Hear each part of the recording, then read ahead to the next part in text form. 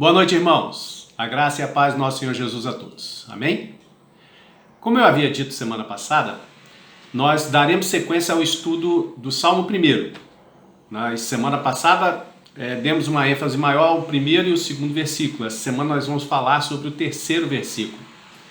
Mas, antes de adentrarmos, antes de você receber aí o texto em PDF e começar a estudá-lo, aplicá-lo dentro da sua família, eu gostaria de introduzir esse estudo com uma leitura de 2 Coríntios, da carta que Paulo escreveu aos Coríntios, na sua segunda carta, que está lá no capítulo 10. Eu queria ler apenas 2 versículos, que dizem assim: considere o tal isto, que o que somos na palavra por cartas, estando ausentes, tal seremos em atos quando presentes.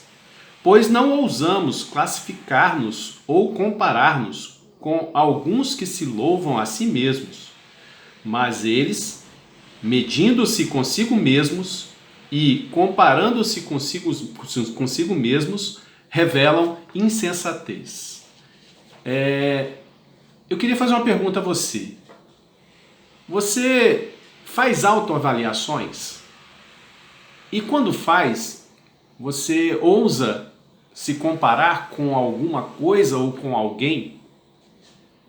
É uma pergunta delicada, porque à medida que a gente se compara com alguma coisa, algum modelo, alguma pessoa, alguma referência, nós corremos o risco de sermos considerados pessoas, às vezes, vaidosas, orgulhosas, né?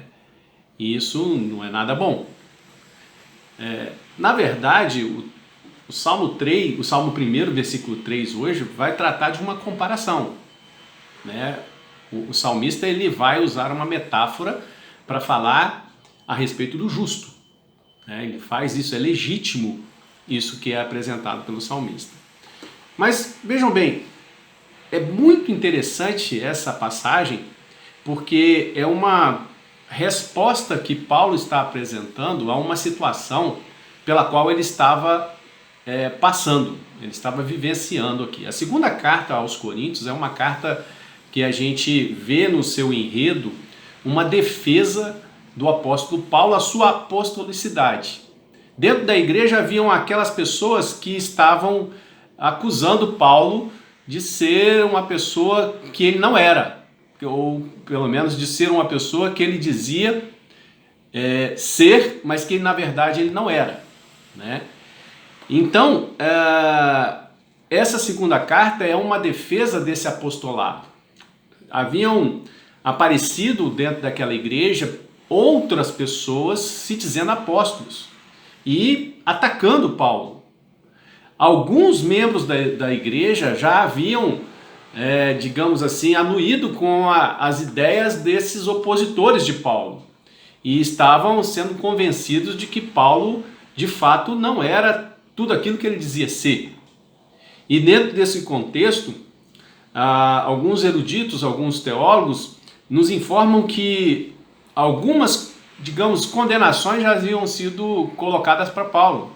Ele já havia sido julgado ser uma pessoa ruim na pregação, uma pessoa que tinha uma deficiência na oratória.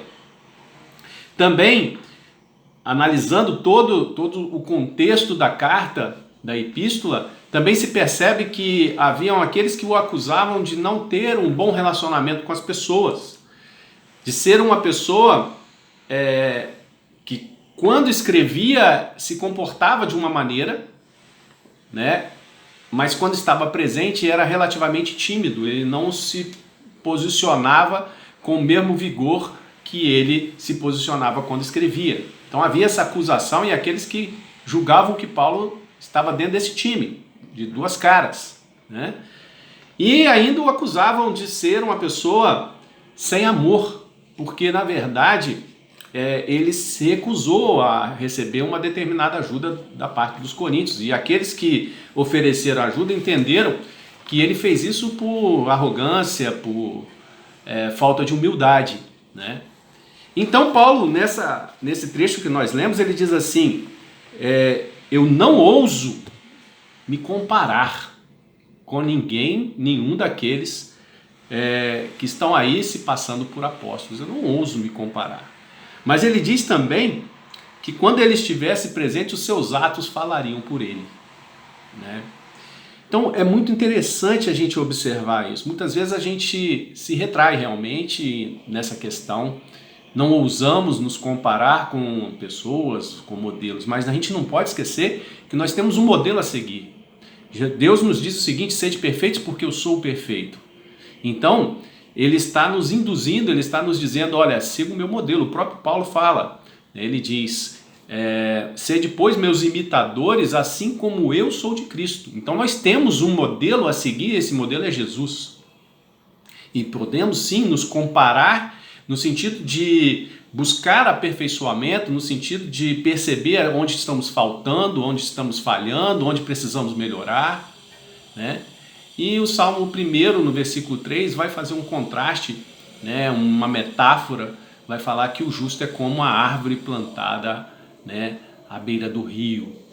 Isso vai trazer alguns ensinamentos legais. E aí você vai poder perceber se você pode ser comparado de fato a uma árvore plantada junto do rio ou a uma árvore que está secando no meio do deserto, que já não produz frutos, suas folhas estão secas, seus galhos quebradiços e precisa de muito para alcançar algum tipo de vigor, né? Então que Deus abençoe você nesse estudo e que ele possa produzir bons frutos, né? De fato atrair as águas de Deus para suas raízes. Em nome de Jesus. Amém?